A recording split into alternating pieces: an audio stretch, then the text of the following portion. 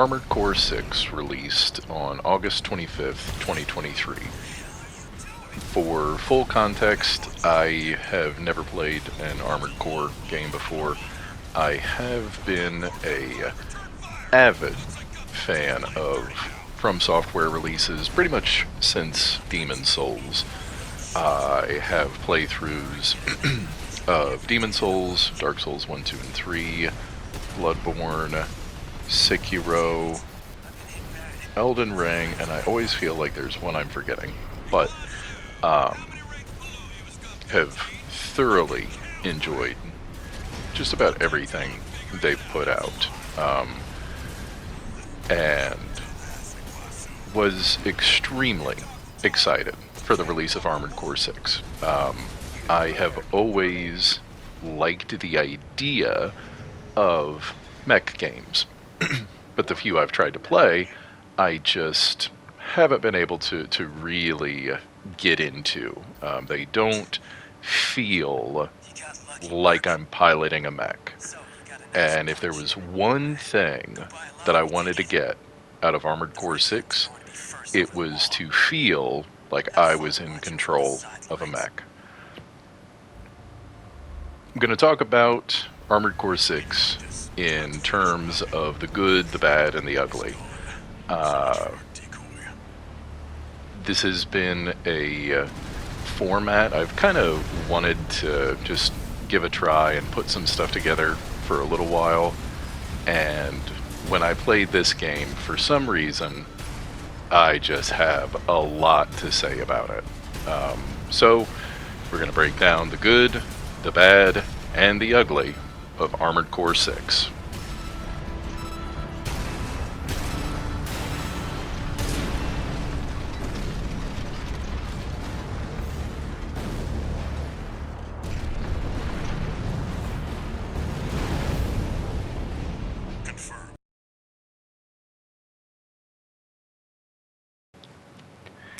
It's pretty easy to break down the good things, the pros of Armored Core 6. The gameplay is fantastic. I am not sure I've ever experienced such smooth controls, and I don't really know how else to describe it. That seems almost dismissive in terminology, but when I first picked up this game, I was moderately intimidated. Like I said, I have completed, I've not platinumed, but I've beaten all of the Soulsborne era kind of games. And I was curious how much this was going to be like Sekiro as far as its difficulty. And without a doubt, I think Sekiro is probably the most challenging game in that Soulsborne catalog. So picking this up, I wondered, how hard is this going to be? How much am I going to get stuck? To this day, I think the Guardian Ape fight is probably the longest I've been stuck on a boss in a FromSoft game. So I was a little bit intimidated. I was a little bit anxious about how hard Armored Core 6 was going to be. And I would have to say the difficulty is just right.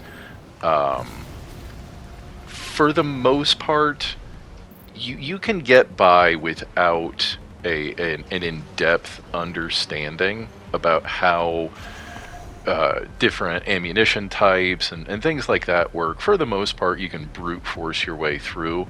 But if you do, just like the Soulsborne franchises, if you do take that time to really look into how these systems work, there is a ton more fun you can have putting these things together and capitalizing on so much of that synchronicity between systems. And this is the perfect showcase for things like that.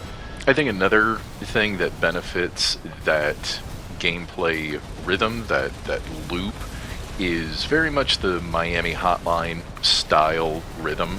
Um, Anytime I did kind of get stuck on a boss or most encounters, the act of restarting the encounter was lightning fast, pretty much, instantaneous. So I, again, think that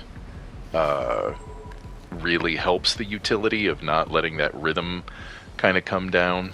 And if you are looking for a more substantial challenge, the PvP is fairly solid. I have not done a lot of PvP in these franchises, so I don't really have a lot to base it on. But for not doing any PvP in pretty much the other games at all, I've done hours of PvP in this game.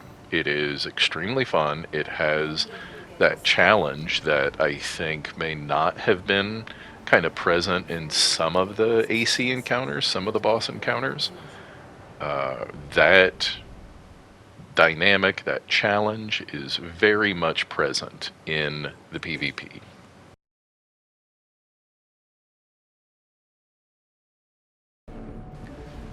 It may seem like the good was fairly superficial and moved on from it pretty quickly, but this game is way more of an experience as an individual. You figure out how you want to customize your mech, what weapons you want to use, what you really want to put together for your playstyle, for how you want to play the game. And that really can't be critically qualified. It's just good. It is what makes the game good. As far as what makes the game bad, there are some bizarre inconsistencies in a lot of the design. I think there were probably 3 boss fights that I got stuck on for multiple fights, maybe an hour or two most, where I found myself getting stuck more often than not were at missions that had many stages to them, either waves of enemies or things of that nature. But and one was an escort mission. So get from one point to the next, to the next, to the next, and you have to keep the ship alive throughout.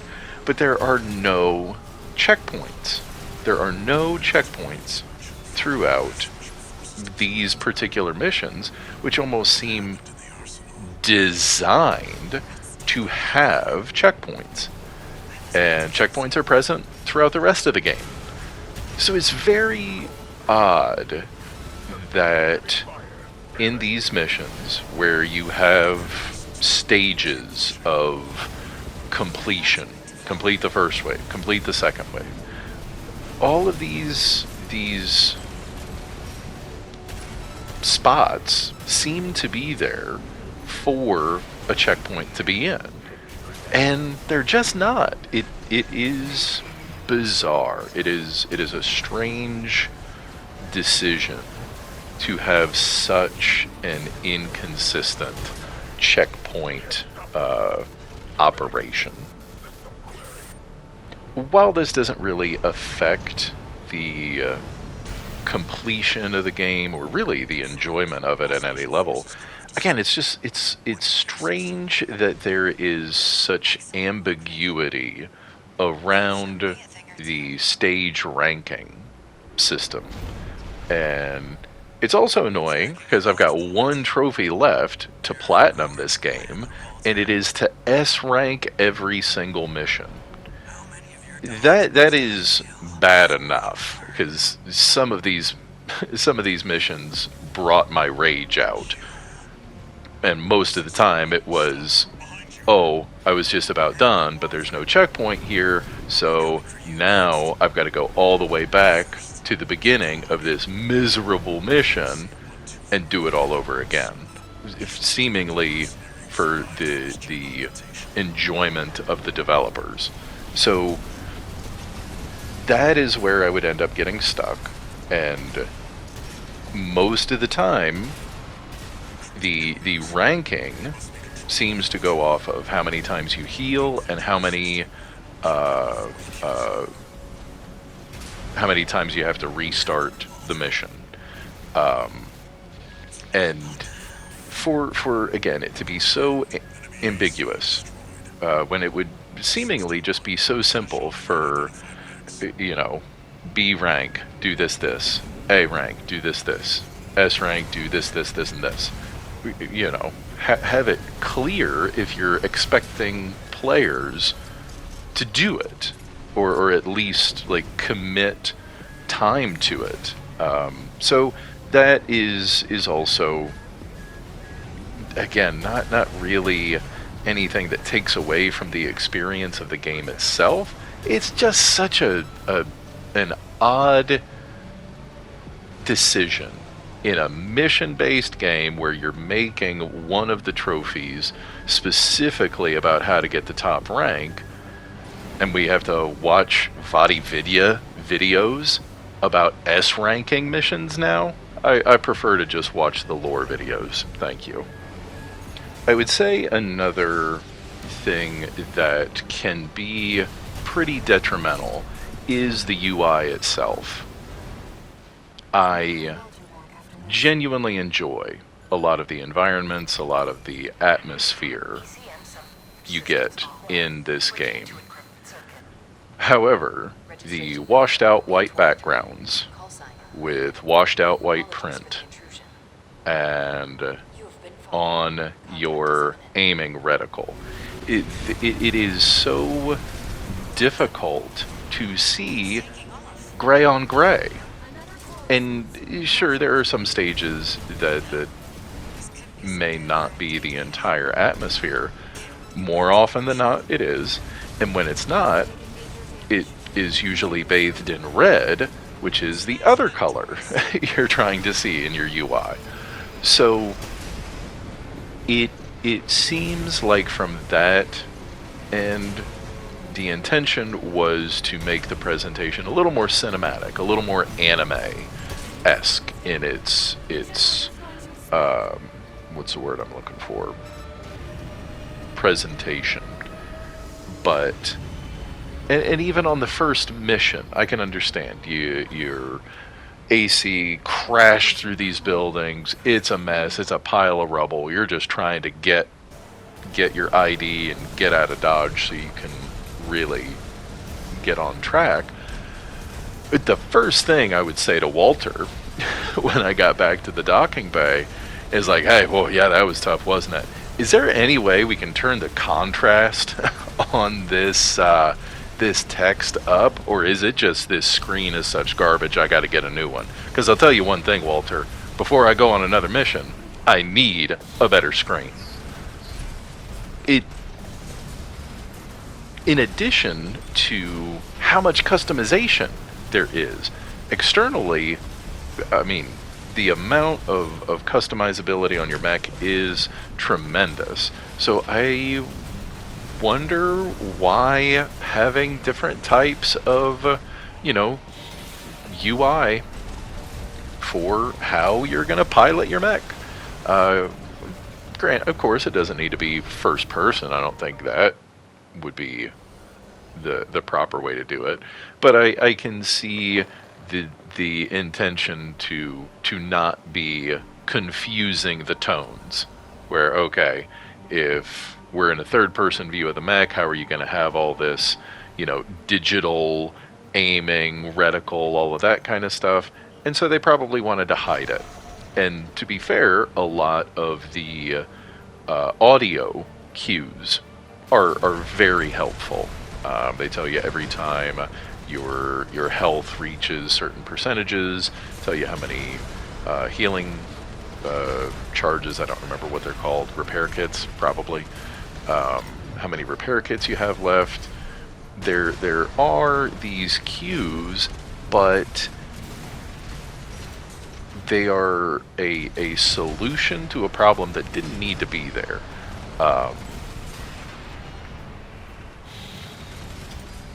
So maybe in an update, maybe in a DLC, there might be more customizable options for things like that, but that was kind of disappointing that, again, some of the biggest challenge was trying to even see what was happening with my weapon systems in some of the bigger fights, and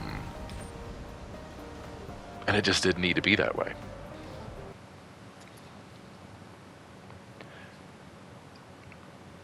So I'm not sure how to categorize Armored Core 6 as a product. I can't quite tell if it is supposed to, if the intention is to bring more of an audience in, if the intention is to kind of soft reboot Armored Core as a franchise. Without kind of going into spoilers, the end of New Game Plus seems to be pretty definitive, I guess.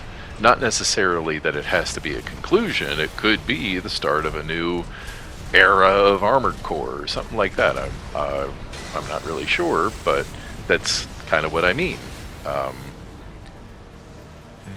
This game feels like a game that should have been released in 2018 when Spider-Man came out, when God of War came out, when Monster Hunter World came out. Like, this feels like those kinds of reboots and reestablishing of properties as, you know, an improvement on kind of everything you thought you liked about them before. But at the same time, aside from the Hotline Miami-esque kind of start, die, repeat kind of rhythm, it's not clear to me why this is a current gen release. Why this, again, didn't come out on the PlayStation 4. Some of the environments are massive, and that could be a contributing factor. Graphically, I don't think there's anything here that the PS4 couldn't handle. My guess, my thought would be, because of that Hotline Miami rhythm, that the loading times for dying that often and that frequently was probably just unsustainable. You just probably could not actually play the game like that.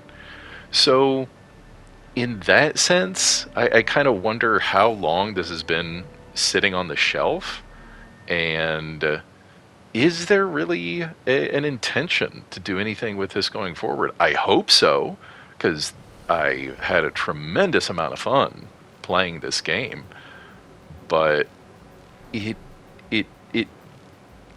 doesn't feel adequate to say it feels incomplete. That is not accurate, but it doesn't feel like they finished it, if that makes sense. If they continue this, particularly like with the DLC or something of that nature, I hope it is not more levels and story and a continuation of the lore. I would like to see more game modes. The PvP, like I said, is good. I played it for hours, but I've only played it for hours once. I kind of had an evening, hung out, played for a little while. I enjoyed it, thought about doing it again, and it really didn't appeal to me. Part of that is because the format is a little too repetitive. The rooms you seem to set up are a little too small. People don't take themselves out of rotation. Having either more game modes or more PvP flexibility, larger pools to pull from, I don't really know. But I hope they expand on playing the game more rather than seeing more of the story or the universe or whatever. Don't get me wrong, it was great. I thoroughly enjoyed the narrative of this game, but some of the most fun I got to have were on some of those longer missions, some of those longer encounters where I really drained my resources and kind of had to start fighting much more strategically as the longer the fight went on, and that was a lot more fun. The fight with Michigan, by the time I got to the end of that fight, I had depleted my ammo in my main gun, and so had to punch some of the last enemies to death. So I hope there are more marathon style encounters where maybe you just have to go as many waves as possible, no checkpoints, no restarts. I have not had a need to really figure out how to use melee weapons, because for the most part, again, like 97-98% of the encounters are going to be less than a couple minutes. And I think a lot of the ammo conservation and things of that nature are going to be more for S ranking, and so having a good alternative to get further into the waves by needing to get good with a melee weapon. Now you're talking. Now you're talking about different ways for me to, even the arena mode, just doing one encounter after another rather than just being one at a time. I loved the arena stuff, but it was so quick. It was over so quick. I don't know if it was supposed to be a challenge. I don't know if it was supposed to be. I think there were only 2 arena matches that I got even slightly stuck on. So, again, this is a phenomenal game. This is a complete game. There are just a couple little spots that feel left undone. And hopefully, because of the what seems to be a successful reception of Armored Core 6, hopefully they will go and do a lot to fix those things. But time will tell. I have more faith in FromSoft than I think I tend to have with a lot of other developers, and that is true now more than ever between Shadows of the Erdtree and hopefully a little more Armored Core content of some kind. I think both of them are going to be nothing but quality, nothing but greatness. So from my perspective, that is Armored Core 6, the good, the bad, and the ugly. For whatever reason, I really wanted to make this first video after playing this game. It just got my gears turning in a way that I really don't get very often anymore, and it's fun to talk about. This is a phenomenal game. If you haven't played it, you absolutely should. This is the reason more games need to release demos. I think if more people just played that first mission, that's all the demo has to be. If you can play that first mission, you know if you're going to like this or if it is not going to be your cup of tea. And that is exactly why, like I said, more games need to release demos, because I am positive more people would play this game more people would buy this game if they could actually feel how good it feels to control these ACs. Not entirely sure what game I'm going to do next, but I've got plenty to pull from, and I am excited to start getting them done.